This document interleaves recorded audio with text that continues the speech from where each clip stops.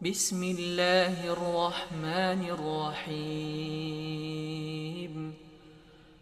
عم يتساءلون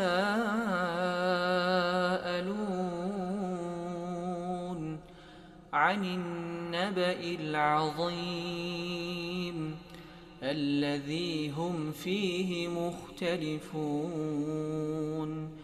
كلا سيعلمون ثم كلا سيعلمون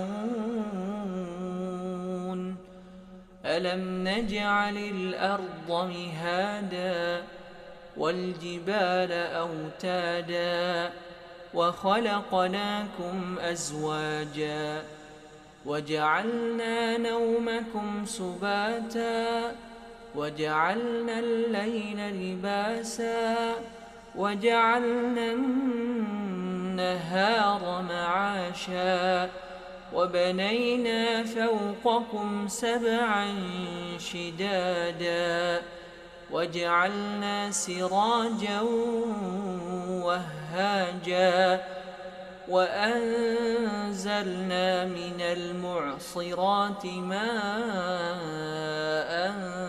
ثجاجا لنخرج به حبا ونباتا وجنات ألفافا إن يوم الفصل كان ميقاتا يوم ينفخ في الصور فتأتون أفواجا وفتحت السماء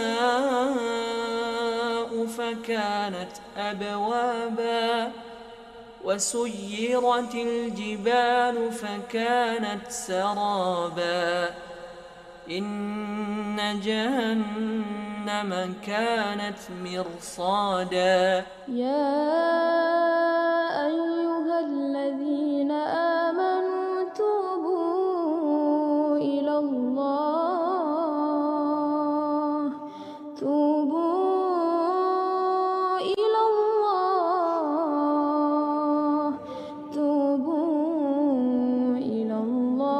توبة نصوحا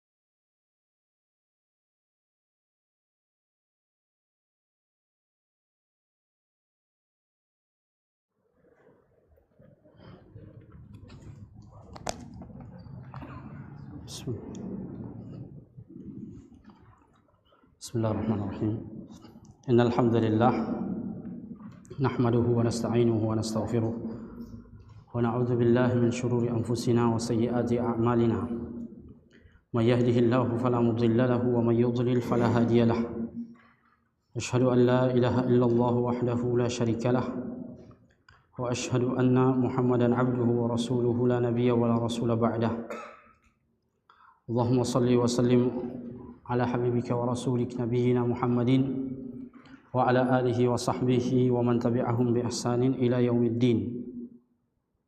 Alhamdulillah, dengan izin Allah dan taufiknya di malam hari ini kita diberi taufik oleh Allah Subhanahu wa taala untuk bisa melanjutkan ta'lim kita yang rutin bersama dengan Ustadz kita, Ustadz Muhammad Yusran Ansar. Namun qadarullah, beliau memiliki halangan di malam hari ini, maka kami yang diperintahkan untuk menggantikan beliau. Semoga Allah Subhanahu wa taala memberikan umur yang panjang kepada Ustadz kita, agar supaya kita semua tetap menimba ilmu yang berberkah dari beliau insyaallah. Pembahasan kita insyaallah pada malam hari ini juga membahas tentang hadis, tapi dengan tema hadis-hadis dhaif seputar bulan suci Ramadan. Hadis-hadis dhaif seputar bulan suci Ramadan. tidak terhitung atau tidak disangka-sangka, ternyata bulan suci Ramadan yang selama ini kita hitung-hitung masih bulan, hari ini kita tidak tinggal menghitung hari, tinggal beberapa hari lagi, kurang lebih 6 hari lagi, insya Allah kita akan masuk di bulan suci Ramadan, sambil kita menunggu keputusan dari sidang isbat yang akan dilaksanakan insya Allah. Oleh karena itu, maka kegiatan-kegiatan kita di Wahda Islamiyah alhamdulillah dalam mempersiapkan ilmu sebelum Ramadan, pra Ramadan, daurah-daurah sebelum Ramadan, mempersiapkan ilmu yang dengan tujuan agar supaya Ramadan kita kali ini menjadi Ramadan yang berkualitas, Ramadan yang terbaik dalam kehidupan kita selama ini, Ramadan yang insya Allah kita gunakan semua waktu-waktunya dalam ketaatan kepada Allah Subhanahu wa Ta'ala. Maka perlu kiranya untuk kita mempersiapkan ilmu, bekal-bekal ilmu dalam rangka menyambut bulan suci Ramadan. Beberapa pekan yang lalu kita di pusat Wahda Islamiyah telah melaksanakan PSR, persiapan ilmu sebelum bulan suci Ramadan, yang ditayangkan oleh Wahda TV. Dan pada malam hari ini insya Allah kita akan sama-sama membahas tentang tema ilmu tentang Ramadan juga, tapi berkaitan dengan hadis-hadis dhaif yang sering kita dengarkan di bulan suci Ramadan. Hadis-hadis dhaif yang sering kita dengarkan di bulan suci Ramadan. Tujuannya seperti yang dikatakan oleh seorang sahabat, Hudzaifah bin Yaman radhiyallahu taala anhu. Beliau mengatakan, sahabat-sahabat Nabi sallallahu alaihi wasallam datang kepada Nabi dan bertanya tentang kebaikan dan kebaikan. Namun aku selalu bertanya kepada Nabi tentang keburukan dan kejahatan. Lalu beliau ditanya, apa tujuanmu mempelajari keburukan dan kejahatan? Beliau mengatakan, araftu syarra la risyarri walakin litawaqqihi. Aku ingin mengenal keburukan bukan untuk mengamalkan atau mengerjakan keburukan itu, walakin litawaqqihi, agar aku jaga diriku jangan terjatuh di dalamnya. Mengenal keburukan, mengenal hadis-hadis dhaif adalah perkara yang penting dalam kehidupan, bukan untuk kita tenggelam dalam hadis dhaif itu, namun untuk menjaga diri kita jangan sampai kita mengamalkan sesuatu berdasarkan hadis dhaif. Berbicara tentang hadis dhaif, ayyuhal ikhwah, para ulama telah membagi hadis-hadis ini menjadi 3. Ada hadis sahih, ada hadis hasan, ada pula hadis dhaif. Hadis sahih sebagaimana yang didefinisikan oleh Al-Imam Al-Baiquni rahimahullahu taala, beliau mengatakan bahwasanya hadis dhaif adalah awwaluha as-sahih wa huwa mattasal isnaduhu wa lam yushadda aw yu'al yarwihi adlun dhabitun an mithlihi mu'tamadun fi dhabtihi wa naqlihi. Itulah syarat sebuah hadis dikatakan sebuah hadis yang sahih, yang tingkat otentiknya, keterpercayaannya adalah nomor 1, hadis sahih, yaitu hadis yang ittasala sanaduhu, secara sanad dia bersambung, binaqlil adli dhabit, dengan periwayatan seorang perawi yang adil. Adil itu lebih berkaitan kepada kualitas ibadah seseorang dan kualitas akhlak, muru'ah seseorang. Periwayatan atau perawinya harus orang yang adil. Kemudian yang kedua, dhabit. Dhabitun berkaitan dengan kekuatan hafalannya. Apakah kalau dia menghafal hadis hari ini, pekan depan kita tanya dia masih ingat atau tidak? Kira-kira bagaimana kita punya kekuatan hafalan? Ada di antara kita yang tarbiyahnya nanti sudah mulai hafalan hadis baru dia hafal hadisnya. Akhirnya setelah tarbiyah langsung hilang itu hadis. Binaqlil adli ad-dhabiti an mithlihi, dari periwayatan sesama mereka. Itu yang syarat yang ketiga. Min ghairi syudzuzin wala illatin, tanpa ada syudzuz, penyelisihan, wala illatin, atau penyakit di dalam hadis itu. Dua hal yang terakhir ini, yaitu syudzuz dan illah, penyelisihan dan penyakit dalam hadis, berkaitan dengan matan hadis, berkaitan dengan matannya. Karena sebuah matan hadis atau sebuah hadis bukan hanya dhaif secara sanadnya, namun terkadang di dalam matan pun ditemukan kedhaifan dan penyelisihan di dalamnya. Jika sebuah hadis menyelisihi nas Al-Qur'anul Karim, maka dia termasuk dalam illatul hadis. Jika sebuah hadis nampaknya sahih, perawi-perawinya adalah perawi yang thiqah atau adlun dhabitun, namun mereka menyelisihi hadis-hadis yang sahih, maka hadis itu termasuk hadis yang syadz, hadis penyelisihan yang terjadi dalam matan hadis tersebut. Ini hadis yang sahih. Adapun yang kedua, hadis yang hasan. Hadis yang hasan, semua syarat-syarat hadis sahih adalah syarat hadis hasan. Hanya saja perbedaannya yaitu pada nomor 3. Perawinya qalilud dhabti, hafalannya tidak terlalu kuat. Kata para ulama, hafalan seorang perawi hadis hasan ini, jika dia menghafal 100 hadis, maka yang dia agak lupa-lupa sedikit itu sekitaran 10-an hadis atau 5 hadis. Itu kualitas hafalan hadis hasan, perawi hasan. Kira-kira kita bagaimana? Kita ada di perawi apa? Dari kualitas-kualitas para perawi-perawi hadis. Kemudian yang ketiga yaitu hadis dhaif. Hadis dhaif yaitu hadis didefinisikan oleh para ulama kita, hadis dhaif yaitu hadis yang faqada syartun min syurutis sihhati wal hasan. Dia hilang salah satu syarat dari syarat-syarat sahih dan hasan tadi. Jadi sanadnya terputus, maka dia masuk hadis yang dhaif. Diriwayatkan oleh seorang perawi yang tidak adil, kualitas ibadahnya tidak baik, salatnya bolong-bolong, lalu dia berbicara tentang hadis, maka kualitas hadisnya dhaif. Seorang perawi hadis hafalannya tidak kuat, ketika dia meriwayatkan hadis maka hadisnya dhaif. Kemudian yang ketiga, syudzuz, terjadi penyelisihan di dalamnya, dan yang terakhir ada illat di dalamnya, dan illat adalah penyakit hadis yang hanya diketahui oleh para ulama-ulama pakar di bidang hadis. Dari 3 pembagian hadis ini kita mengetahui bahwa hadis dhaif adalah hadis bagian yang ketiga. Hadis dhaif banyak macam-macamnya. Namun secara umum hadis dhaif dapat kita kategorikan menjadi 2. Ada hadisun dhaifun yanjabir, ada hadisun dhaifun la yanjabir.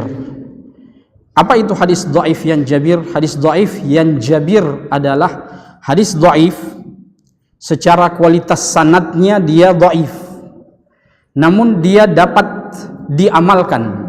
Yanjabir disebabkan karena ada periwayatan yang lain yang mendukung kekuatan matan hadis tersebut.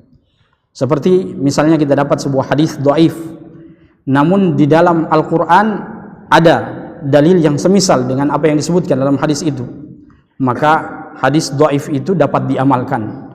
Secara sanad dia dhaif, tapi dia yanjabir. Yang kedua adalah hadisun dhaifun la yanjabir, hadis dhaif yang tidak boleh diamalkan, yaitu hadis dhaif yang kualitas sanad dan matannya memang parah, sangat amat tidak bisa dijadikan sebagai hujjah, walaupun ada jalur-jalur periwayatan yang lain, namun karena perawinya seorang muttaham bil kadzib atau kadzab, seorang yang tertuduh berdusta, maka hati-hatilah bagi kita yang sering berdusta walaupun kita bercanda.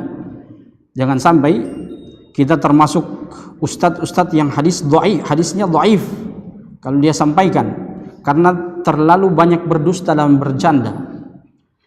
Oleh karena itu para ulama dahulu mereka berhati-hati untuk selalu berucap dengan ucapan-ucapan yang jujur, bersikap dengan sikap-sikap yang jujur, agar kualitas hadis mereka adalah hadis yang diterima oleh masyarakat, hadis yang diterima oleh manusia.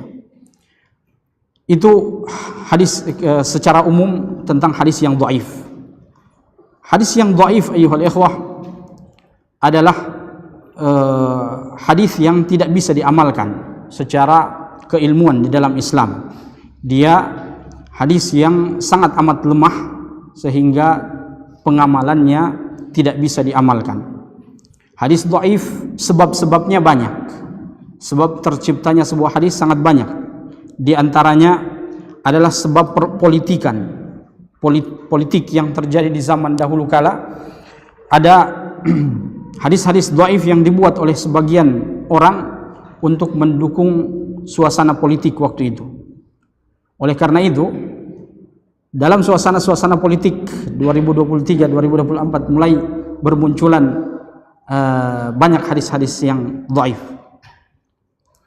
untuk mendukung perpolitikan. Kemudian yang kedua, ada hadis-hadis yang dhaif untuk mendukung sebuah aliran pemikiran yang dilakukan oleh sebagian orang-orang fanatik di dalam sebuah aliran pemikiran sehingga terciptalah hadis dhaif.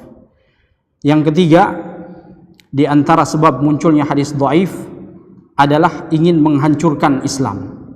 Yang dilakukan oleh orang-orang munafiqun, dalam istilah ulama salaf az-zanadiqah, zindiq, orang-orang munafik, pura-pura masuk Islam, lalu di dalam Islam mereka belajar seakan-akan mereka adalah talibul ilm, mereka mencapai derajat akademik yang tinggi, lalu mereka pura-pura menjadi orang alim ulama, membuat hadis-hadis yang dhaif.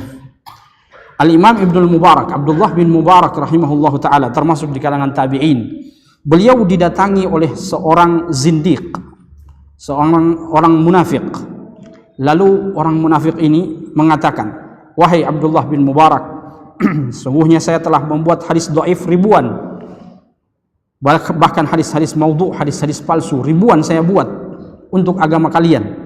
Bagaimana kalian bisa menangkal hadis-hadis dhaif itu?" Abdullah bin Mubarak mengatakan, "Ya'ishu lahal jahabizah."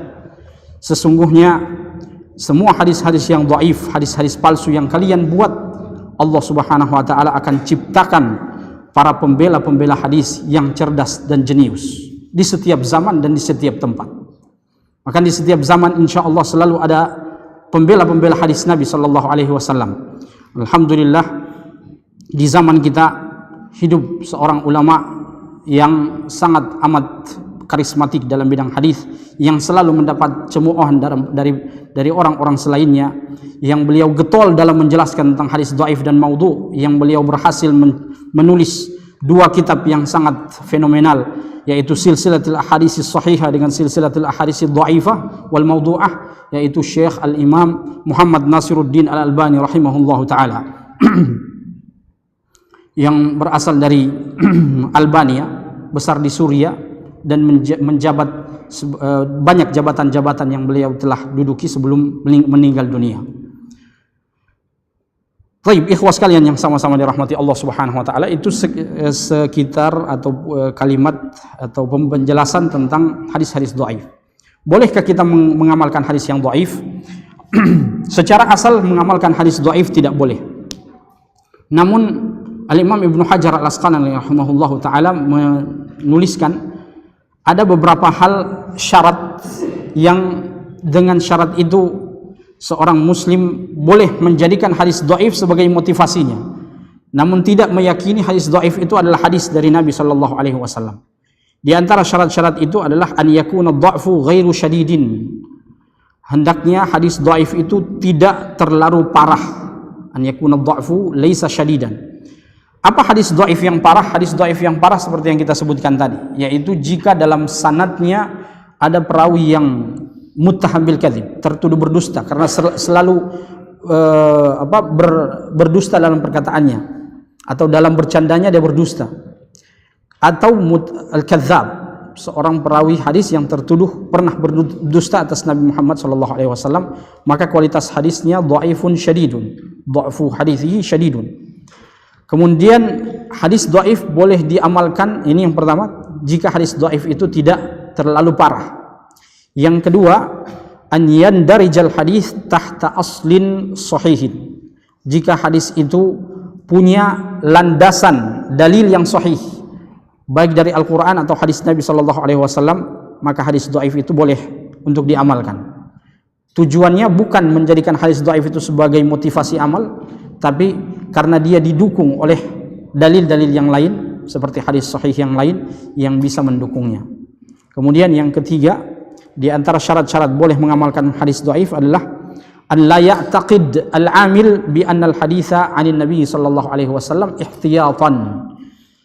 Orang yang mengamalkannya tidak boleh meyakini hadis itu bersumber dari Nabi sallallahu alaihi wasallam. Karena memang dia hadis yang dhaif, maka tidak boleh diyakini itu adalah hadis dari Nabi kita Muhammad sallallahu alaihi wasallam. Baik, kita masuk saja dalam pembahasan kita yang inti, yaitu hadis-hadis dhaif seputar bulan suci Ramadan. Mudah-mudahan ini menjadi bekal ilmu bagi kita. Mudah-mudahan kita bisa diberikan kesehatan, keafiatan ketika memasuki bulan suci Ramadan, dan kita beramal sesuai dengan hadis-hadis yang sahih atau hadis-hadis yang hasan dalam bulan suci Ramadan. Hadis yang pertama yang selalu kita dapatkan di bulan suci Ramadan, yaitu sebuah hadis yang diriwayatkan oleh Abu Nuaim dalam Abu Nuaim al-Asbahani dalam At-Tibbun Nabawi dan diriwayatkan oleh Al-Imam Al-Iraqi dalam Takhrij Ihya Ulumuddin kalangan Al-Imam Al-Ghazali, dan Al-Imam At-Tabrani diriwayatkan juga Al-Imam At-Tabrani dalam Al-Mu'jamul Awsat, dan juga diriwayatkan oleh Ibnu Adi dalam Al-Kamil fi Dhu'afa. Hadis ini selalu kita dengar di atas mimbar, sumu tasihhu, berpuasalah niscaya kalian pasti akan sehat-sehat. Hadis ini, berpuasalah niscaya kalian akan sehat, kita jelaskan dulu secara periwayatan. Tadi takhrijul hadisnya dia diriwayatkan oleh para ulama-ulama di dalam kitab-kitab mereka, yaitu Abu Nuaim al-Asbahani dalam Tibbun Nabawi, dalam Imam Tabrani dalam Mu'jamul Awsat, Al-Imam Ibnu Adi dalam Al-Kamil fi Dhu'afa'ir Rijal. Namun jangan sampai kita terkecoh dengan perkataan sebagian orang yang mengatakan ini kan hadis, ini kan ada ulama yang menulisnya. Kita mengatakan bahwasannya memang hadis, memang ulama telah menulisnya. Namun ulama-ulama dahulu kala standarisasi mereka menulis hadis dan menjelaskan hadis itu sahih atau dhaif, yaitu ketika mereka menyertakan sanad bagi hadis itu. Ketika sebuah hadis dituliskan sanadnya, maka ulama itu seakan-akan mengatakan kepada kita, wahai kaum muslimin yang hidup setelahku, jika anda membaca kitab ini, maka hati-hatilah, ada di dalamnya hadis yang sahih, ada di dalam hadis yang dhaif. Lihatlah mana perawi-perawi yang dhaif di dalamnya. Jika di dalam ada perawi yang dhaif, jangan amalkan. Jika di dalamnya adalah semua perawi yang thiqah dan adlun dhabit, maka silahkan amalkan. Itulah tujuan para ulama menuliskan kitab-kitab hadis mereka.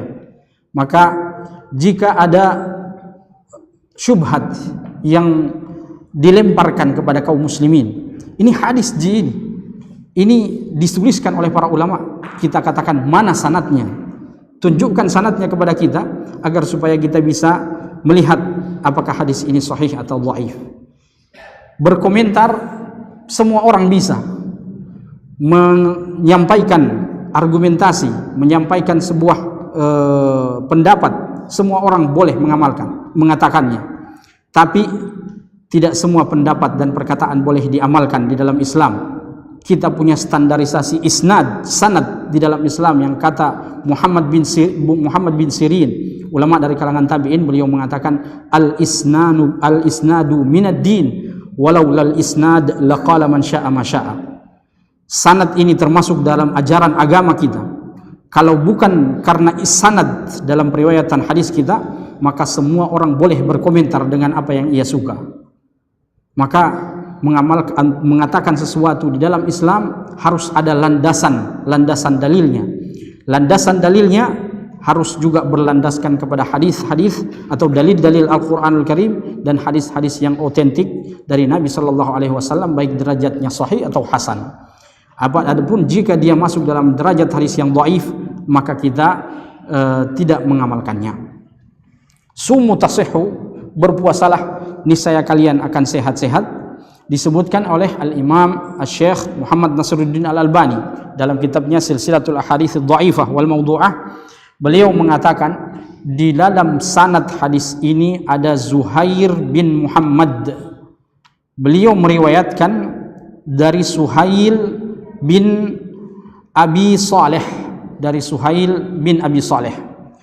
Masalahnya ada pada Zuhair bin Muhammad. Beliau adalah seorang perawi hadis yang jika meriwayatkan dari ulama-ulama Syam maka hadisnya tertolak. Sedetail itu para ulama meneliti para ilmuwan hadis. Jika mereka meriwayatkan dari negeri ini, misalnya meriwayatkan dari negeri Basrah, maka hadisnya sahih karena memang mereka tinggal dalam negeri Basrah, mereka menuntut ilmu dari ulama-ulama di negeri Basrah, mereka mulazamah terhadap ulama-ulama di negeri Basrah, sehingga hadis-hadis yang diriwayatkan insyaallah hadis yang sahih. Namun jika dia meriwayatkan dari para ulama Syam, maka hadisnya perlu untuk diteliti karena dia tidak pernah sampai di Syam, dia jarang untuk menuntut ilmu dari para ulama-ulama Syam, dia hanya bertemu dengan ulama-ulama Syam dalam safar-safarnya misalnya, maka kualitas periwayatan mereka diteliti sedetail itu oleh para ulama untuk menjelaskan kepada umat bahwasanya seorang perawi seperti Zuhair bin Muhammad, jika dia meriwayatkan hadis dari ahli Syam, dari ulama-ulama Syam, maka hadisnya dhaif, hadisnya tertolak. Sumu tasihhu, berpuasalah niscaya kalian akan sehat-sehat. Jika di zaman kita ada penelitian medis bahwasanya orang puasa akan sehat, maka itu diteliti secara ilmiah memang betul. Maka kita katakan kita berpuasa ayuhal ikhwah di bulan suci Ramadan, motivasi kita bukan karena sumu tasihhu itu. Motivasi kita dalam berpuasa di bulan suci Ramadan yaitu agar supaya kita mendapatkan pahala yang kata Nabi sallallahu alaihi wasallam dalam hadis yang qudsi. Allah Subhanahu wa taala berfirman, "Fa innahu li wa ana ajzi bihi." Sungguhnya puasa itu adalah untukku dan aku yang akan membalasnya tanpa terhitung batasannya.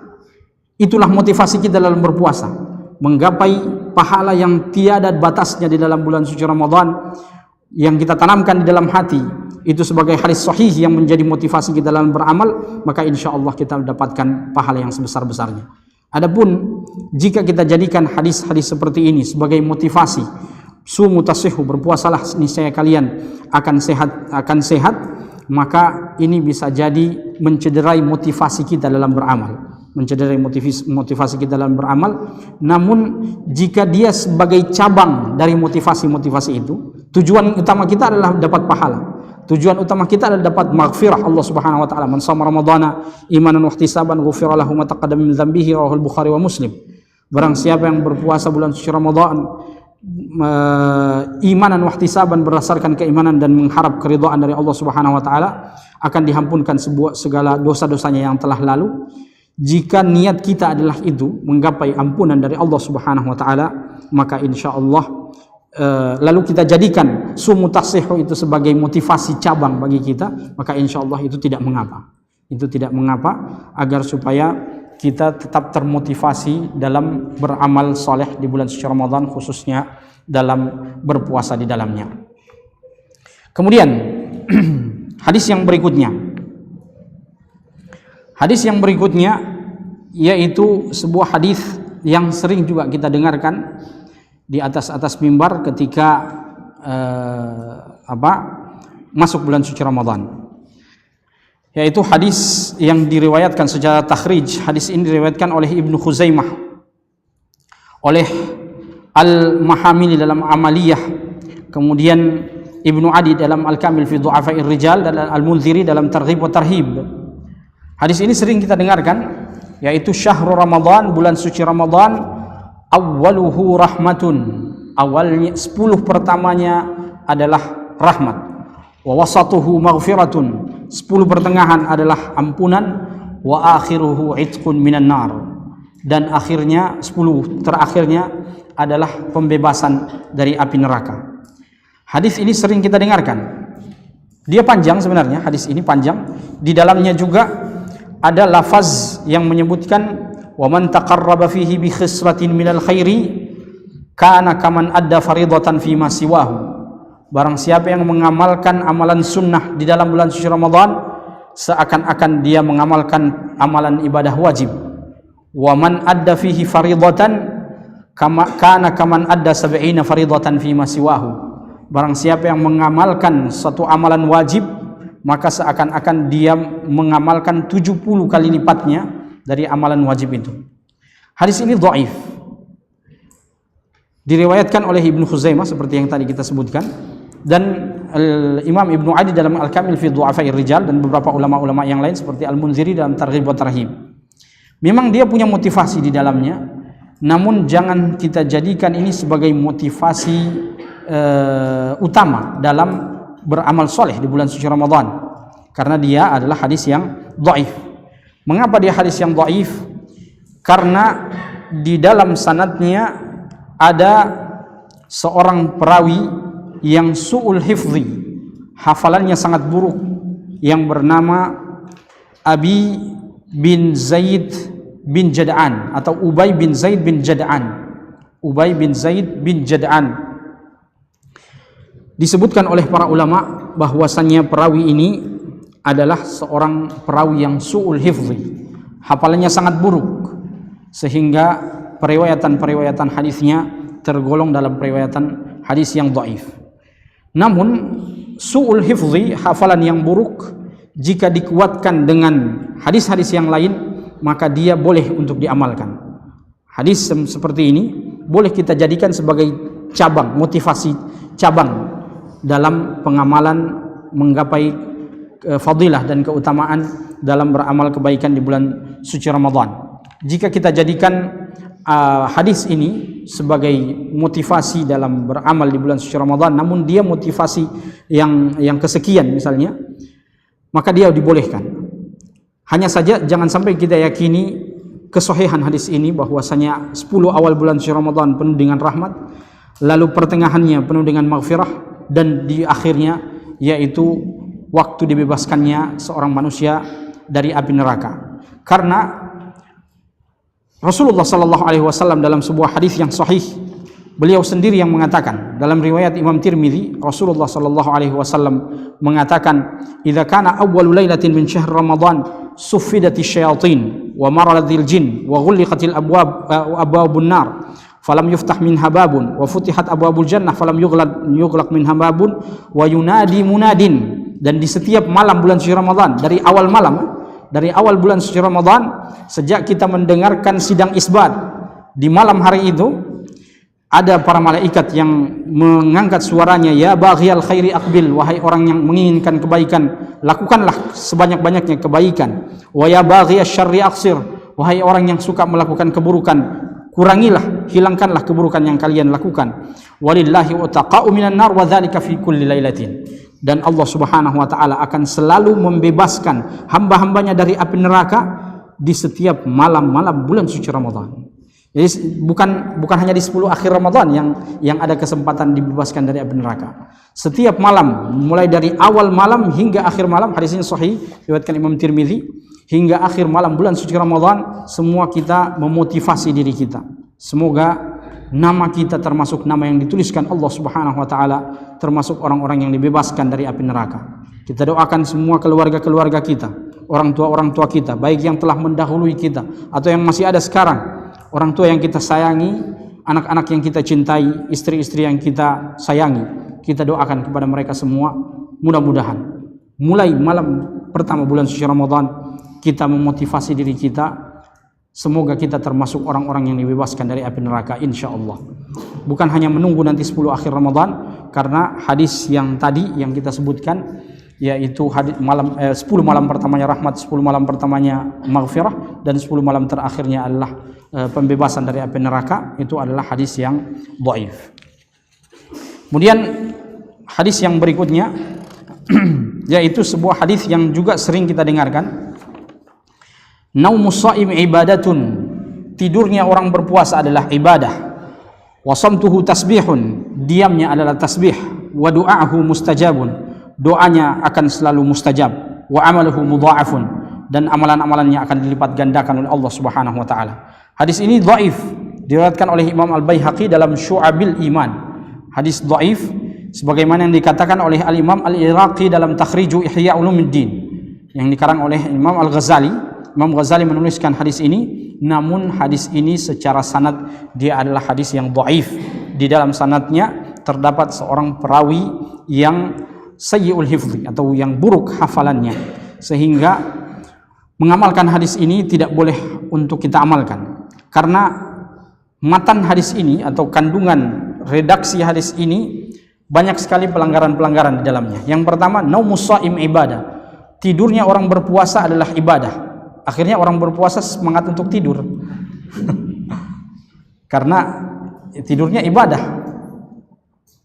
Sementara Nabi SAW mengatakan yurfa'ul qalamu an thalathin, anil na'im hatta yastayqidh, wa anil sabi hatta yahtalim, wa anil majnuni hatta yufiq.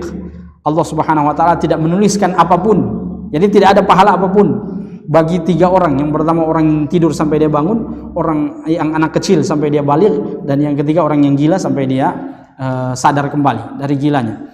Maka tidur ayyuhal ikhwah adalah sesuatu perkara yang mubah, yang jika kita lakukan tanpa ada tujuan, tidur itu tidak akan bernilai pahala apa-apa. Dia sesuatu yang mubah, biasa-biasa saja. Kalau kita memperbanyak tidur di siang hari bulan suci Ramadan, yang itu adalah waktu panen pahala, atau memperbanyak tidur di malam hari bulan suci Ramadan, sebenarnya memang tidak ada masalah yang kita dapat. Masalahnya adalah rugi waktu kita, terbuang percuma, seakan-akan kita punya modal yang banyak lalu kita hambur-hamburkan di jalan, tidak ada gunanya. Oleh karena itu, jika masuk bulan suci Ramadan, sedikitkan tidur kita agar supaya kita bisa menggapai kemuliaan bulan suci Ramadan dengan sebaik-baiknya. Adapun tidur dengan niat untuk kuat dalam beribadah, maka itu adalah tidur yang dibolehkan. Bahkan bisa ada pahalanya. Jika niat dalam tidur kita, insya Allah sebentar malam saya bisa sholat tarwih 1 juz, insya Allah saya ikut sholat tarwih 1 juz supaya kuat. Karena biasa juga ada orang sholat tarwih 1 juz, semangat sholat tarwih 1 juz, tapi tertidur dalam sholatnya karena ternyata tadi pagi tidak tidur. Maka tidur juga dibutuhkan untuk kekuatan dalam ibadah kepada Allah Subhanahu wa taala. Wasamtuhu tasbihun, diamnya adalah tasbih. Sementara tasbih itu membutuhkan lafal-lafal zikir yang kita ucapkan agar supaya kita bernilai pahala di sisi Allah Subhanahu wa taala, walaupun dia hanya kalimat yang ringan. Kalimatani khafifatani 'alal lisani, thaqilatani fil mizan. Ada dua kalimat yang sangat hadis yang paling terakhir diriwayatkan Sahih Bukhari, ya. Dua kalimat yang sangat ringan di lisan namun berat di dalam timbangan di akhirat nanti. Itu membutuhkan lisan untuk mengucapkannya. Maka kalau hanya diam-diam saja, maka tidak ada nilai tasbih di dalamnya. Wa du'ahu mustajabun, doanya mustajab.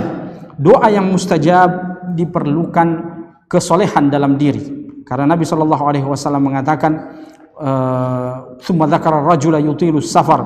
Rasulullah menyebutkan dalam hadisnya, ada seorang laki-laki yang berada dalam kondisi safar, asy'atha aghbara, yamuddu yadayhi ila samai, ya rabbi ya rabbi. Dia punya rambutnya acak-acakan, bajunya sudah compang-camping, sudah sangat membutuhkan doa kepada Allah Subhanahu wa taala. Yamuddu yadayhi ila sama, dia angkat tangannya ke atas langit agar supaya diijabah doanya, tapi wa mat'amuhu haramun, makanannya haram. Masyrabu haram, minumannya haram, malbasuhu haram, pakaiannya didapat dari uang haram. Wa ghudhiya bil haram, semua yang dia nikmati adalah perkara yang haram. Fa anna yustajabu lahu lidzalik, bagaimana doanya bisa dikabulkan kalau hal yang seperti itu masih dia lakukan. Maka sebelum bulan suci Ramadan, mari kita berazam, semua hal-hal yang haram yang kita lakukan tinggalkan. Sumber-sumber keharaman, makanan-makanan haram tinggalkan. Hal-hal yang masih punya syubhat di dalamnya, apakah ini halal kira-kira saya bawa ke rumah untuk anak istri saya, maka tinggalkan. Semoga dengan kita meninggalkan perkara-perkara yang diharamkan Allah Subhanahu wa taala, doa kita dimustajab oleh Allah, diijab oleh Allah Subhanahu wa taala. wa amaluhu mudha'afun, dan amalnya akan dilipat gandakan oleh Allah Subhanahu wa taala. Dan memang pasti amalan para orang yang berpuasa akan dilipat gandakan Allah Subhanahu wa taala insyaallah. Kemudian hadis yang berikutnya yaitu hadis yang selalu kita dengarkan juga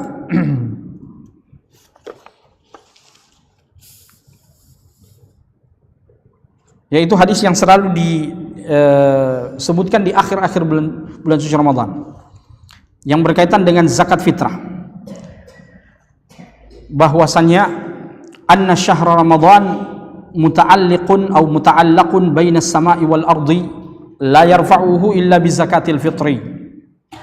Pahala orang beramal di bulan suci Ramadan akan tergantung bainas sama'i wal ardi, antara langit dan bumi. La yurfa', dan tidak akan dihadapkan, diangkat di hadapan Allah Subhanahu wa taala illa bi zakatil fitri, kecuali orang itu sudah bayar zakat fitrah. Hadis ini di dalam sanadnya atau secara takhrijnya juga, hadis ini diriwayatkan oleh Al-Imam Al-Munziri dalam At-Targhib wa Tarhib. Lalu disebutkan juga oleh Syekh Al-Albani dalam kitabnya Silsilatul Ahadits Dhaifah dan Dhaif At-Targhib wa Tarhib. Dhaif At-Targhib wa Tarhib. Hadis ini dhaif. Kenapa dia dhaif? Karena dalam sanadnya ada seorang perawi yang bernama Muhammad bin Ubaid Al-Basri. Muhammad bin Ubaid Al-Basri, kata para ulama bahwa dia adalah orang yang majhulun, artinya tidak ditahu dari mana asalnya, tidak ditahu bagaimana kualitas hafalannya, tidak ditahu bagaimana kredibilitas ibadahnya. Itulah seorang perawi yang majhul. Dalam ilmu hadis, perawi yang majhul, baik itu majhulul ain atau majhulul hal, dia adalah, atau kualitas hadisnya adalah hadis yang dhaif. Syahrul Ramadan atau anna syahr Ramadan muta'allaqun baina samai wal ardi, pahala orang beramal di bulan suci Ramadan akan tergelantung di antara langit dan bumi sampai dia membayar zakat fitrah, barulah diterima amalannya. Hadis ini ayuhal ikhwah perlu untuk kita jelaskan kepada masyarakat di sekitar kita bahwasannya pahala puasa itu lain, pahala zakat fitrah itu lain.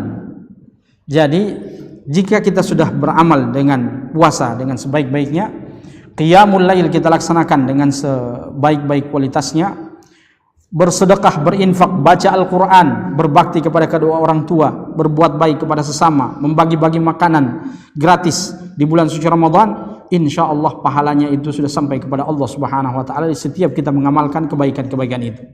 Bersemangat memotivasi diri kita untuk selalu berbuat kebaikan di bulan suci Ramadan.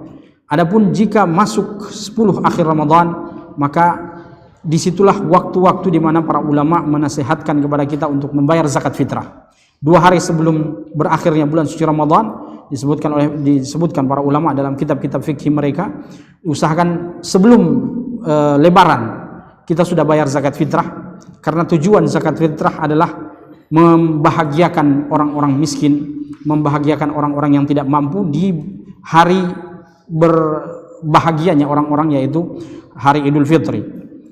Maka membayar zakat fitrah adalah sebuah kewajiban, sebagaimana yang kita tahu dari hadis Abdullah bin Umar radhiyallahu anhu, bahwasanya Abdullah bin Umar mengatakan, farada Rasulullah sallallahu alaihi wasallam zakat al-fitri 'alal muslimi wal muslimah. Rasulullah sallallahu alaihi wasallam mewajibkan zakat fitrah kepada muslim dan muslimah, al-kabiri wal kabiri, al-saghiri wal kabir, atau al-kabir was saghir. Baik itu dia orang tua atau masih kecil, baik dia laki-laki atau perempuan, baik dia orang yang merdeka atau hamba sahaya, maka semua diwajibkan untuk membayar zakat fitrah sa'an min tamrin atau sa'an min syairin, dengan kadar 1 sa' dari tamr atau 1 sa' dari gandum, karena itu adalah makanan pokok bagi mereka. Kita tahu bahwa zakat fitrah adalah suatu hal yang wajib, memang perlu untuk kita keluarkan dengan niat agar supaya kita mendapat kesempurnaan pahala dalam bulan suci Ramadan. Namun jangan sampai orang bersedih hati ketika dia tidak mendapatkan zakat fitrah, karena di antara kaum muslimin ada juga orang-orang yang tidak mampu membayar zakat fitrah. Mereka hanya mampu untuk menerima zakat fitrah. Di antara kaum muslimin mereka banyak yang sampai makan untuk satu hari saja mereka pikirkan. Makan untuk mendapatkan makanan di hari itu, dia masih berpikir bagaimana cara mendapatkannya. Maka jangan sampai hadis seperti ini menyedihkan hatinya. Semua amalan-amalan di bulan suci Ramadan dia sudah lakukan dengan sebaik-baiknya, tapi pas akhir bulan suci Ramadan waktunya membayar zakat fitrah, dia tidak ada kemampuan untuk membayarnya. Lalu dia dengar hadis seperti ini, dia bersedih hati. Ternyata selama ini amalan-amalanku tidak diterima karena saya tidak bisa bayar zakat fitrah. Kita sampaikan bahwasanya hadis seperti ini adalah hadis yang dhaif. Orang yang tidak membayar zakat fitrah, pahalanya atau dosanya lain. Dan orang yang mengamalkan amalan-amalan kebaikan di bulan suci Ramadan, jalur pahalanya juga lain. Jalur pahalanya itu lain jalurnya. Sehingga setiap amalan yang kita lakukan insya Allah tetap mendapat balasan di sisi Allah Subhanahu wa taala. Yang salah adalah orang yang tidak membayar zakat fitrah padahal dia memiliki kecukupan di malam Lebaran. Itu yang salah. Orang membayar zakat fitrah, kata para ulama, syaratnya ada beberapa syarat. Di antaranya yaitu dia mendapatkan bulan suci Ramadan plus bulan Syawal. Bulan Syawal, yaitu dia mendapatkan pergantian antara Ramadan ke Syawal. Dia dapatkan itu sehingga dia wajib untuk membayar zakat fitrah. Oleh karenanya para ulama fikih menyebutkan jika seorang anak dilahirkan, misalnya kalau kita lihat jam setengah 6 itu anak dilahirkan, maka masih ada 30 menit untuk pergantian waktu dari Ramadan ke Syawal. Maka anak itu kalau dia masih hidup di bulan Syawal, perpindahan maghrib dari Ramadan ke Syawal, anak itu wajib dikeluarkan zakat fitrahnya. Siapa yang keluarkan zakat fitrahnya? Tentunya orang tuanya yang menjadi kafil atas anak tersebut. Kebalikannya, jika seorang anak dilahirkan setelah pergantian bulan Ramadan ke Syawal, misalnya jam berapa maghrib? Jam 6 ya, katakanlah jam 6 maghrib. Dia lahir jam 6 lewat 15 menit. Maka anak itu tidak mendapatkan bulan Ramadan, dia hanya dapatkan bulan Syawal. Maka dia tidak wajib untuk dikeluarkan zakat fitrahnya. Itu salah satu syarat bagi orang yang mengeluarkan zakat fitrah. Syarat yang lain adalah jika seorang memiliki kemampuan di malam hari Lebaran, maka wajib dia mengeluarkan zakat fitrah di malam tersebut. Mengeluarkan zakat fitrah merupakan sebuah kewajiban, dan sebagaimana kata Nabi SAW, tidaklah Allah Subhanahu wa taala mencintai sebuah amalan melebihi kecintaannya terhadap hamba yang melakukan sebuah kewajiban. Pasti banyak besar pahalanya membayar zakat fitrah, hanya saja jangan sampai hadis seperti ini dijadikan sebagai motivasi dalam hal tersebut. Kemudian yang berikutnya, atau ya hadis yang terakhir,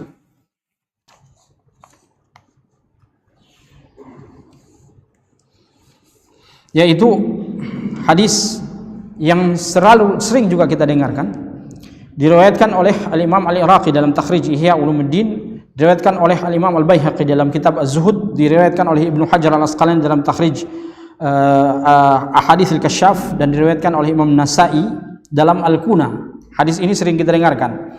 Ketika Nabi SAW pulang dari perang Badar, maka Rasulullah mengumpulkan sahabatnya, wahai para sahabatku, raja'na minal jihadil asghar ila jihadil akbar.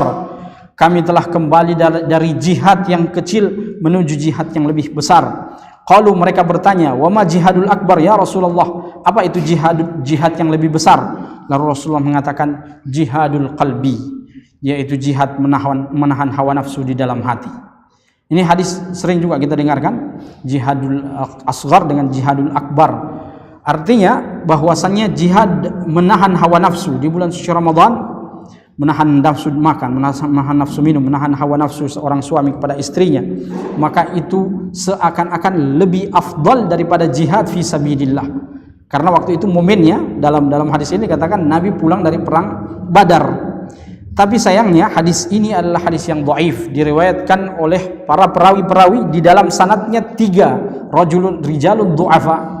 Ada 3 perawi dhaif, yaitu Isa bin Ibrahim, ini rawi dhaif, kemudian Yahya bin Ma'la, kemudian yang ketiga Laith bin Abi Sulaim. Yang pertama Isa bin Ibrahim, yang kedua Yahya bin Ma'la, dan yang ketiga adalah Laits bin Abi Sulaim. Ketiga-tiganya sama-sama adalah perawi-perawi yang dhaif. Kalau satu saja perawi yang dhaif, hadis itu sudah menjadi hadis yang tidak boleh diamalkan, apalagi kalau sudah double 3, bukan double 3 ya. Apa artinya kalau 3 itu? Ya, triple dhaif, triple du'afa. Sudah 3 perawi dhaif di dalamnya, maka tidak boleh kita mengamalkan dan tidak boleh kita menjadikan ini sebagai keyakinan bahwasanya berjihad melawan hawa nafsu lebih besar daripada berjihad fi sabilillah.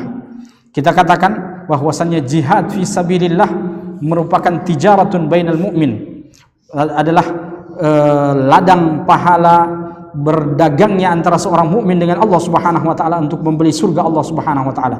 Allah Subhanahu wa taala mengatakan tentang fadlul jihad fi sabilillah, ya ayyuhalladzina amanu, dalam surah Shaf, hal adullukum ala tijarah, wahai orang-orang beriman, maukah kalian aku menunjukkan kepada kalian sebuah perdagangan yang menguntungkan, tunjikum min azabin alim, yang menyelamatkan kalian dari azab yang sangat pedih.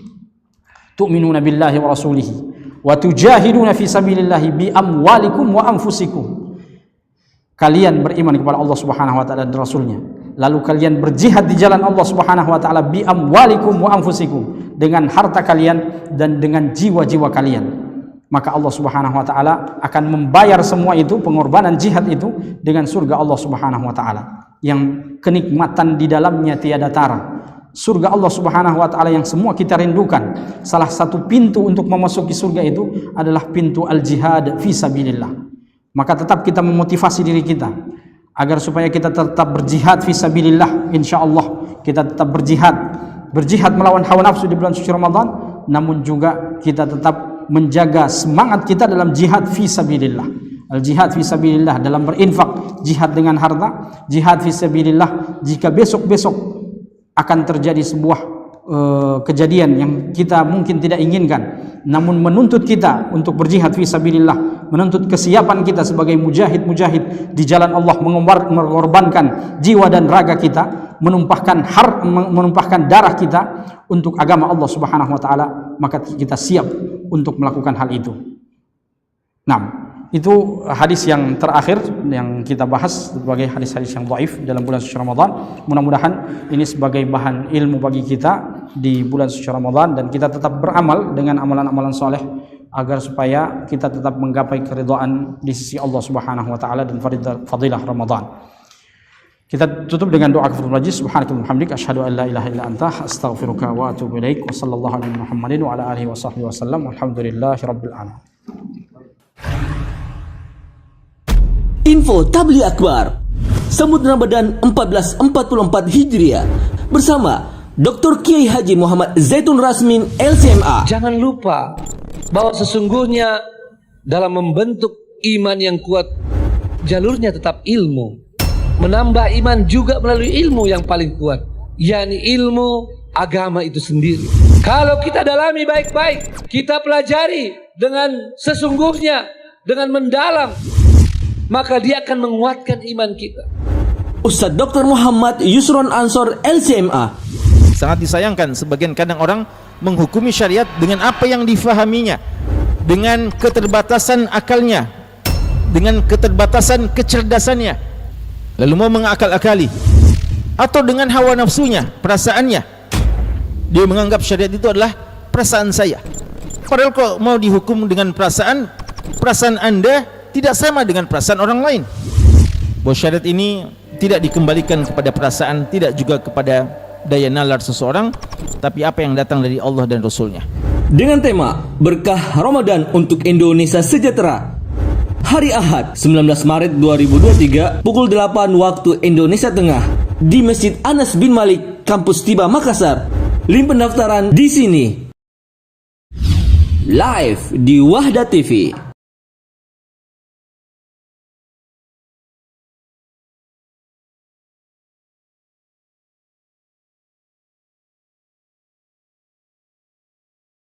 Yang sangat diharapkan dan dinantikan oleh setiap.